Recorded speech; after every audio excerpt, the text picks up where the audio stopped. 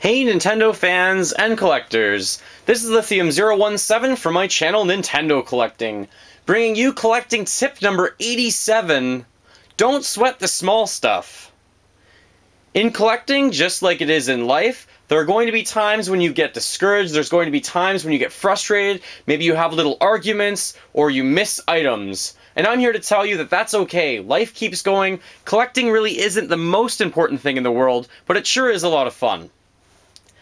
Some things that I can really mention to you where you really shouldn't sweat the small stuff is when you kind of run into a little bit of an accident. When I was growing up, my sister and I loved Paper Mario, and we would play this game all the time. We used this guide from time to time. At one point, though, I remember she spilt water and waterlogged this entire guide.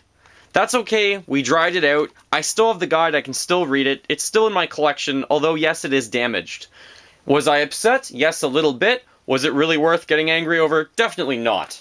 And ironically, a few years later, when I was playing Paper Mario, the Thousand Year Door on the GameCube, I myself spilt water and really damaged this one. So this one's even in worse condition. I don't know what it is with me and Paper Mario. Apparently I get so excited while playing the games, I just spill things everywhere. The same thing can happen in your collection. If you're not really careful, you might drop some items. I've actually dropped this controller not once, but twice. Right here you can see the damage on the joystick, and there is some damage on the side of this already.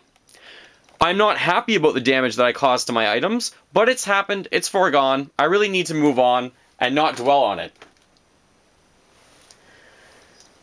When I started collecting Nintendo 64 controllers, there were a few other collectors that were really getting into it as well, and we almost turned it into a competition.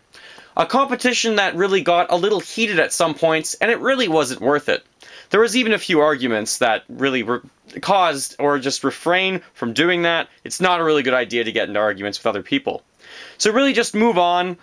Right now I'm looking for the Fox Data controllers, but I'm not really looking aggressively. They're so expensive right now that I don't really mind if I don't find them right now or ever. If I do eventually, that's really cool, but these are resprays.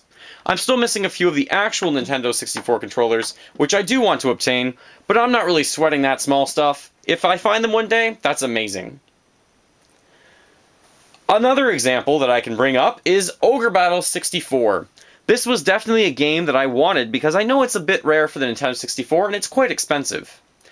There was an eBay auction up one time for a very good price. I forgot to set my alarm or remind myself, and I missed the auction. I missed it entirely.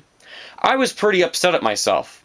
But guess what? There will always be another auction. There will be another opportunity for something like this to come up. I really don't have to sweat the small stuff.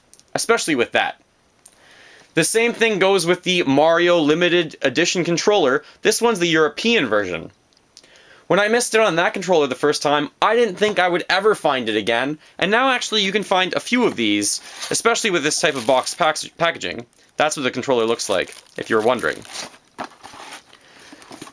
When I wanted to get a SNES or a Super Nintendo or an SNES mini console that you see in the middle of this video, I was really quite excited to get it. But I missed a few auctions. I also reserved one in store one time by calling a retro game store. They said they had it in stock, but they sold it to someone who offered almost double what I was going to pay for it. I ended up making a great trade with another YouTuber named Sick Cooper, and we both got a mutual deal out of it, which was amazing. You will always run into problems, and there will always be small things in your life that go wrong, but you really can't let them get to you. Make sure you don't let them get to you, even with collecting. And yes, that's a simple tip, but we always forget sometimes.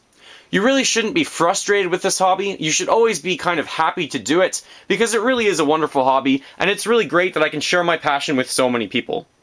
Thank you for watching collecting tip number 87, Don't Sweat the Small Stuff. Feel free to fill that like bucket, follow me on Facebook and on Twitter, and remember, as always, game on.